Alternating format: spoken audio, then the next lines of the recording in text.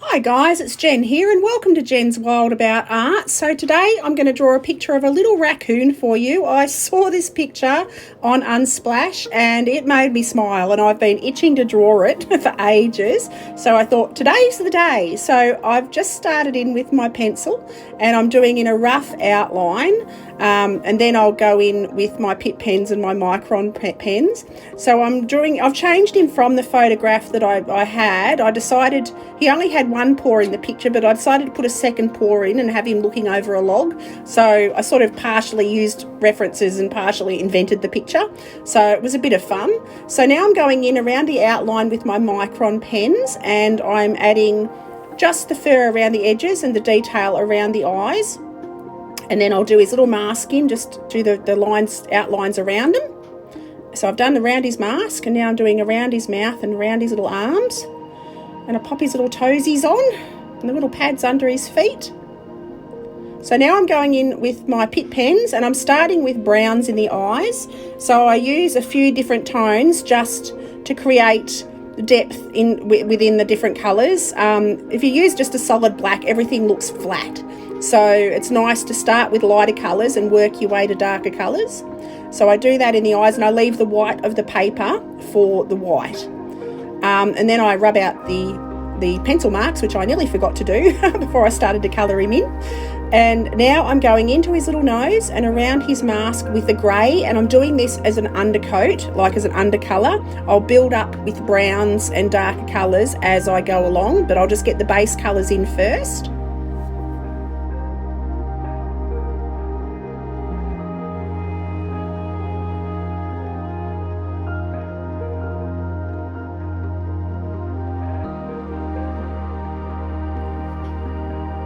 So now I'm going into his little mask with some browns, and I'll use a few different browns. Like I vary from walnut, nougat, and a few different browns, and I even used a dark sepia.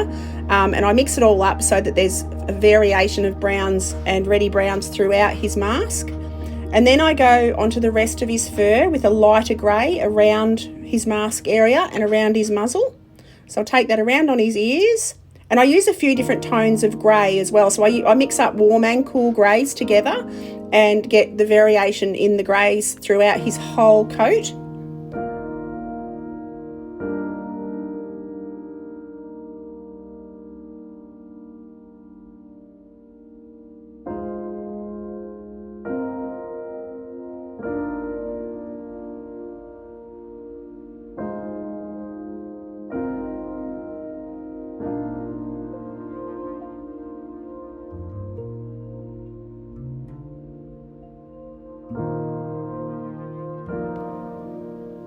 And now I start to bring the browns into the rest of his fur, and I draw under the pads of his little feet because he's got the cutest little toesies. They've got 5 toes. You can only see 4 pretty much on each paw though. These little thumbs are behind the log. So, and now I'm drawing the little log in, but I'm going in with a skin tone first. I don't want the log to be the focus. So I go over it with a skin tone, then a grey, and I'll add a few different tones later.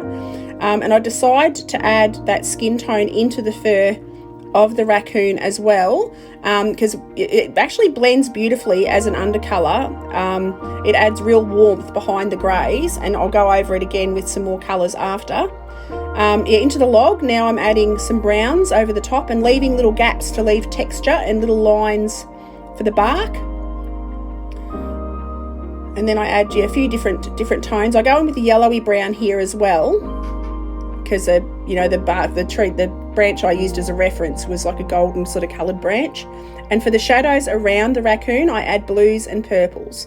So just for directly underneath him and underneath the log, I use Untitled blue and I blend it out with a grey, just to soften the edges, because I don't want harsh lines. And while Pitt pens are still wet, you can blend them, so it's really a handy tip. They are a really versatile ink pen.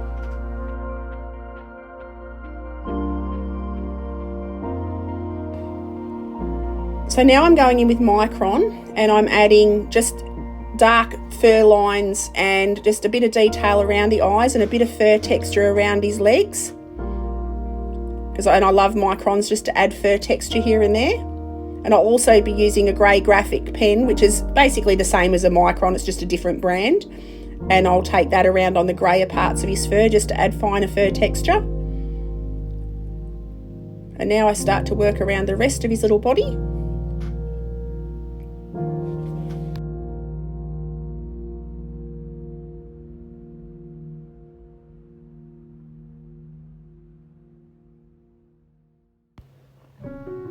So now I go back in and start working around his fur again with the different tones of brown, and I take that around his head now, and you can see as I cover the skin tone, it just changes the colour just that slightest little bit and adds a little bit of warmth to it. And I'll just strengthen up these shadows underneath his chest and his legs, and then I darken up the fur around the inside of his chest and his legs as well, and start to go into the darker areas on his mask, adding a little bit of fur texture as I go. So this is a dark sepia. It's a beautiful colour. It's one of my favourites. And I add that into the darkest parts of his ears. And around the shadows in his chest and behind his legs and down onto his tummy.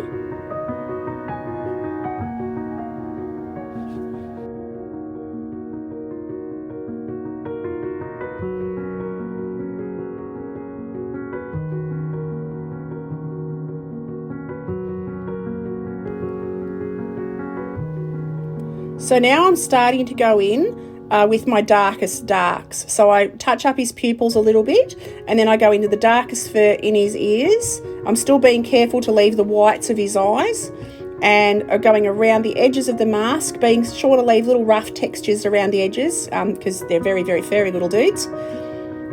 And I'm just checking up and having a look how I need to add to dark. So I'm adding the dark under his arm as well and around his chest, just darkening up the darkest areas.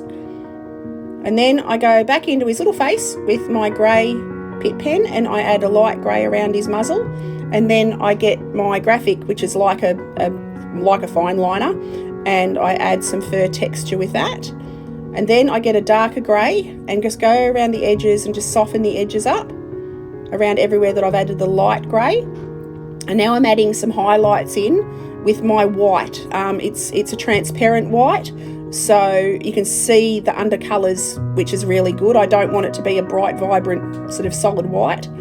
And then for the little bits of fur texture and whiskers, I use, I've got a Signo Uniball, which is a white ink pen and like a ballpoint pen, and I use that to add his whiskers and his brightest whites.